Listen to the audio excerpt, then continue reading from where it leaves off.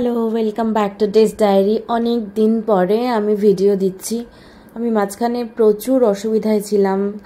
আমার মায়ের শরীর ভালো ছিল না, আমার নিজের শরীর ভালো ছিল না, আমার হঠাৎ করে খুব জ্বর চলে এসেছিল, হসপিটালাইজড হতে হয়েছিল। অনেক দিন কোনো ভিডিও আপলোড করতে পারিনি, চ্যানেলের রিচ পড়ে গেছে। যাই হোক, তবুও সবাই আমার পাশে আছেন, সমানভাবে আমায় ভালোবাসবেন এই আশা করে আজকে আপনাদের সাথে নতুন একটা রেসিপি শেয়ার করতে চলেছি। নতুন নয়, অ্যাকচুয়ালি পুরনোই, আমার স্টাইলে, আমার চ্যানেলে নতুন।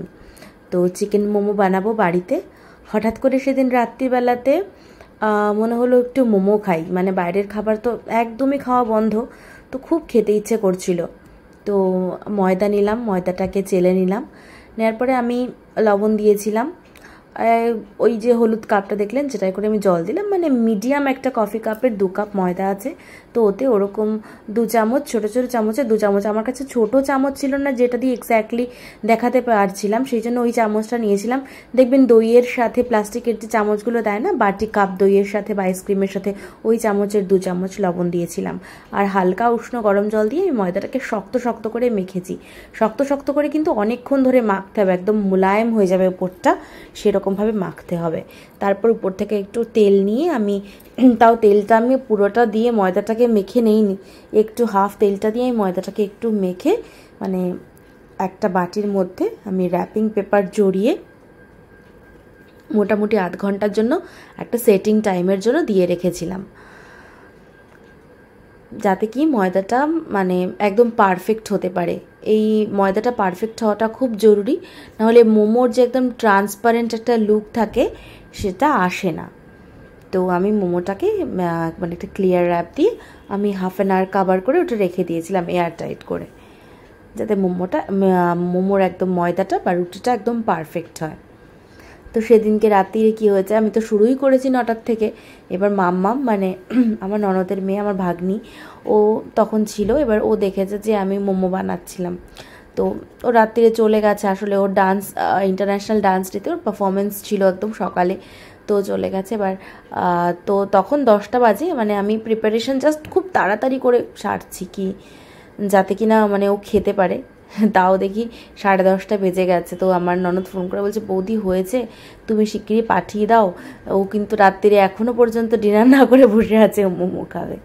তো দেখুন, আমি একটা বাঁধাকপি ছিল ঘরে, সেটাকে নুন জলে ভাপিয়ে নিয়েছিলাম, ভাপিয়ে জল ফেলে আমি চিপড়ে নিয়েছিলাম। নেওয়ার পরে ওই থালাটার মধ্যেই আমি ওই সবুজ যে ডাইসারটা দেখলেন, ওটা আমি 2016-তে কিনেছিলাম 460 টাকা দিয়ে। এখনও পর্যন্ত ওটার মানে আনবিলিভেবল সার্ভিস, দারুণ, মানে ওইটা দিয়ে আমার চপ করাতে ভীষণ সুবিধা হয়। তো আমি একটা রসুন চপ করেছি, আর 2টো পেঁয়াজ নিয়েছিলাম, চপ করে নিলাম ওরকম করে, বাঁধাকপিটা দিলাম, আর 250 চিকেন কিমা নিয়েছি। তার মধ্যে দিয়েছি হচ্ছে সস, চিলি, টমেটো, আর হচ্ছে শেজওয়ান চাটনি, আর একটা ছিল হচ্ছে, আর একটা সোয়া সস ছিল, চিলি সস ছিল, টমেটো সস ছিল, আর শেজওয়ান চাটনি ছিল 2 চামচ, আর গোলমরিচের গুঁড়ো একটু দিয়ে আমি এটা স্টাফিংটা রেডি করেছি। হ্যাঁ, অনেকে স্টাফিংটা করে কি কষিয়ে নেয় বা সেদ্ধ করে নেয় চিকেনটা, সেক্ষেত্রে চিকেন মোমোতে চিকেনের ভিতরে স্টাফিংটা জুসি হয় না।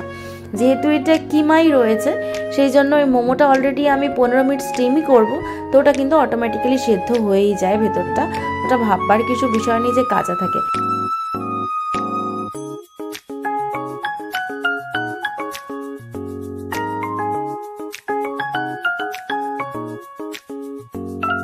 তাড়াতাড়ি করে আমাকে মোমোটা করতে হবে বলে আমি এই পদ্ধতিটা করেছিলাম, যে একটা রুটি লম্বা করে একটু গোল প্যাটার্নের বেলে সিঙ্গাড়ার মতন শেপ দিয়ে আমি প্রথম মোমোগুলো বানিয়ে আমি যাতে ওকে পাঠাতে পারি আর ও খেতে পারে, এইভাবে আমি মোমো গড়ে নিয়েছিলাম প্রথম, যেগুলো বানিয়েছিলাম, যেগুলো আমি মাম্মামকে পাঠিয়েছিলাম। তারপরে ওকে পাঠানোর পরে আমি ধীরে সুস্থে আস্তে আস্তে গোল গোল করে করেছি। এই মোমোগুলো আমি একটু এরকম করে নিয়েছিলাম, খুব সুন্দর হয়েছিল, কোনো অসুবিধাই হয়নি। আমি তো মানে র্যাপ করাটা জরুরি, যেহেতু বাড়িতে করছি, সেই জন্য বিভিন্ন রকম শেপে করেছিলাম। অ্যাকচুয়ালি আমার কাছে না মোমো ডাইসার আছে না আর শেপ করার কিছু আছে, তো এইগুলো দেখুন আমি পরে বাড়িতে করেছিলাম। ছোটো ছোটো করে লাচি কেটে গোল গোল করে বেলে পুলি পিঠের শেপ দিয়ে নিয়েছিলাম। এইটাই আমি দিতে পারি। আমি অ্যাকচুয়ালি এক্স্যাক্টলি মোমোর শেপটা হচ্ছিল না, যাই হোক অনেক চেষ্টা করছিলাম, বাট এরকমই হয়েছে, ভালোই হয়েছিল। বাট খেতে খুব সুন্দর হয়েছিল মোমোটা, ভিতর থেকে একদম সফট ছিল, একদম জুসি ছিল। তার মধ্যে কিন্তু আমার মোমো স্টিমার নেই, সেটাও একটা জোগাড়, দেখাবো। দেখুন এইটা করে নিই, এরপরে আসছে মোমোটা। আমি স্টিমটা কী করে করেছিলাম, হুট করে মানে আমার কাছে মাইক্রোওভেনে করার রয়েছে ইডলি মেকার, মোমো মেকার, কিন্তু মাইক্রোওভেনে আমি কখনো করিনি। আর হঠাৎ করে কি দিয়ে কি এক্সপেরিমেন্ট করব, তার মধ্যে খুব কারেন্ট অফ হচ্ছিল কদিন ধরে, মানে যেহেতু এখন এত গরম পড়েছে আর চারিদিকে এসি চলছে, সেই জন্য।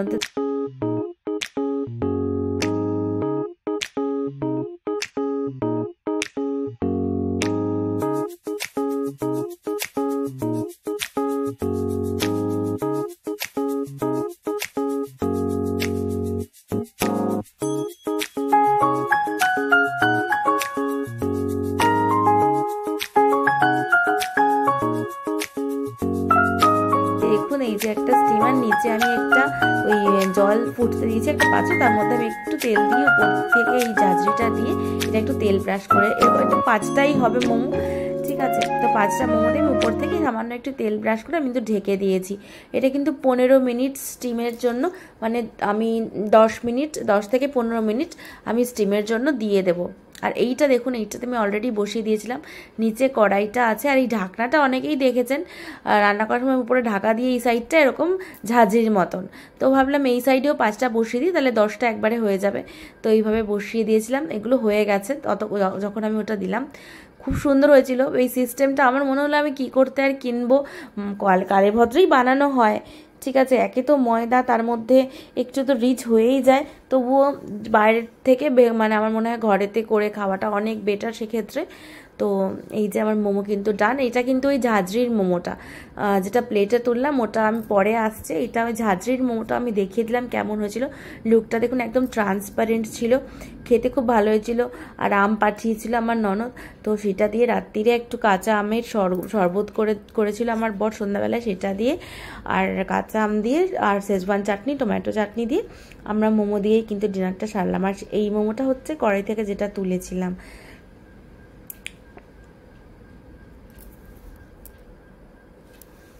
তো মোমোটা খুব ভালো হয়েছিল খেতে, খুব জুসি ছিল। এরকম করে ট্রাই করতে পারেন।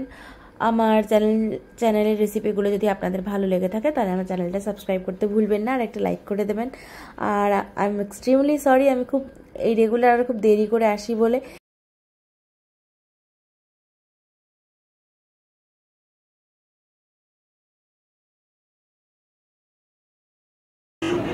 অপূর্ব অপূর্ব দেশ, ইন্ডিয়ার বেস্ট মোমো। আসলে আপনাদের সাথে গল্প করতে আমার খুব ভালো লাগে, বাট সিচুয়েশানটা খুব বাজে ছিল মাঝখানে। I hope next time try করবো রেগুলার থাকার। Good night, tata.